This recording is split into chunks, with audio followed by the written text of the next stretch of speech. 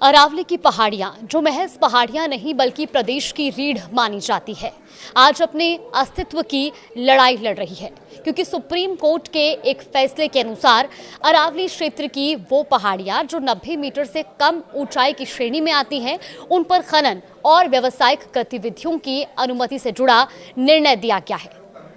तो क्या अब 90 मीटर से कम ऊंचाई वाली पहाड़ियों को काटा जाएगा? ये सवाल हर किसी के जहन में है और सुप्रीम कोर्ट के इसी फैसले को लेकर अब सोशल मीडिया पर अरावली बचाओ के नाम से कई अभियान चलाए जा रहे हैं। नमस्कार, आप देख रहे हैं न्यूज़ 18 का डिजिटल प्लेटफॉर्म और मैं हूं आपके साथ जागृति खंतवाल। अरावली पर्वतमाला केवल पत्थरों और पहाड़ियों का समूह नहीं बल्कि ये राजस्थान की आत्मा, शौर्य और स्वाभिमान की प्रतीक मानी जाती है। राणा प्रताप, राणा सांगा और शूरवीर चेतक की वीर गाथाओं की साक्षी रही अरावली को लेकर सुप्रीम कोर्ट के हालिया फैसले के बाद अब पूरे प्रदेश भर के अलग अलग शहरों और जिलों में मेवाड़ अंचल में जनभावनाएं उफान पर है। शहरवासियों का कहना है कि अरावली का अस्तित्व खत्म हुआ तो राजस्थान धीरे धीरे रेगिस्तान में तब्दील हो जाएगा।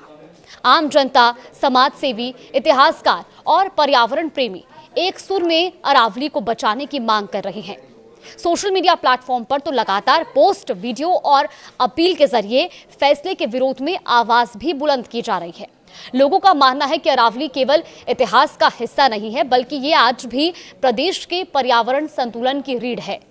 इतिहासकार और मेवाड़ राज परिवार से जुड़े डॉक्टर आजाद शत्रु शिवरात्रि का कहना है कि अंग्रेज इतिहासकार कर्नल जेम्स टॉड ने भी अपनी बुक में अरावली पर्वतमाला के महत्व का जिक्र किया, जिसके मुताबिक अरावली पश्चिमी रेगिस्तान को रोकने वाली प्राकृतिक दीवार है। अगर इन पहाड़ियों को काटा गया तो राजस्थान का पूरा प्राकृतिक तंत्र बिगड़ जाएगा और जिसका असर आने वाली पीढ़ियों को भुगतना पड़ेगा। अरावली की पहाड़ियों को बचाने के आंदोलन में उतरे लोगों का कहना है कि राणा सांगा से लेकर महाराणा प्रताप तक की शौर्य गाथाएं आज भी अरावली की पहाड़ियों पर अंकित हैं और ऐसे में इन पहाड़ियों को केवल विकास के नाम पर खत्म करना दुर्भाग्यपूर्ण है। उन्होंने बताया कि अरावली की पूरी श्रृंखला आपस में जुड़ी हुई है, जिसका सबसे ऊंचा शिखर गुरु शिखर है और ऐसे में अगर एक भी कड़ी को कमजोर किया गया तो इसका असर पूरे प्रदेश पर पड़ेगा। जब राजस्थान में खेजड़ी के पेड़ की रक्षा के लिए सैकड़ों लोगों ने अपने प्राण न्यौछावर कर दिए तो फिर अरावली जैसी अमूल्य धरोहर के लिए भी संघर्ष किया जाएगा। लोगों का यह भी दावा है कि 90% से ज्यादा अरावली की जो पहाड़ियां हैं वो 90 मीटर से नीचे के दायरे में आती हैं। अगर इन्हें काटने की अनुमति दी गई तो अरावली का अस्तित्व ही समाप्त हो जाएगा। तो वहीं पर्यावरणविदों ने भी ये चिंता जताई है कि पहले ही वन संपदा की कमी के कारण जंगली जानवर आबादी के क्षेत्र में आ रहे हैं और ऐसे में अगर पहाड़ों की कटाई शुरू हुई तो वन्य जीवों का संकट और गहराएगा, जिससे मानव वन्य जीव संघर्ष बढ़ना तय है।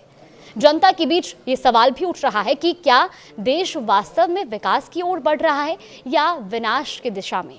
लोगों का आरोप है कि कुछ माफिया और स्वार्थी तत्व अपने निजी लाभ के लिए प्राकृतिक संपदा को नुकसान पहुंचा रहे हैं, जो कि शर्मनाक है। जब जापान और चीन 2050 के लक्ष्य के साथ पर्यावरण संरक्षण को प्राथमिकता दे रहे हैं तो फिर भारत पीछे क्यों रह जा रहा है। सोशल मीडिया संगठनों और नागरिक समूहों ने मांग की है कि सुप्रीम कोर्ट के फैसले पर पुनर्विचार किया जाए और साथ ही केंद्र और राज्य सरकार से भी अपील की गई है कि वो विकास के साथ साथ प्रकृति संरक्षण को भी समान महत्व दे ताकि अरावली जैसी ऐतिहासिक और प्राकृतिक धरोहर आने वाली पीढ़ियों के लिए सुरक्षित रह सके।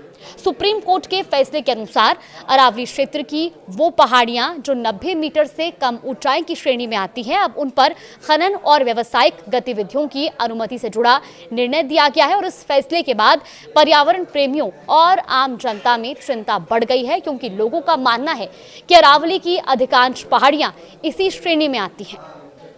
ऐसे में आपका क्या मानना है, हमें कॉमेंट बॉक्स में जरूर बताएं।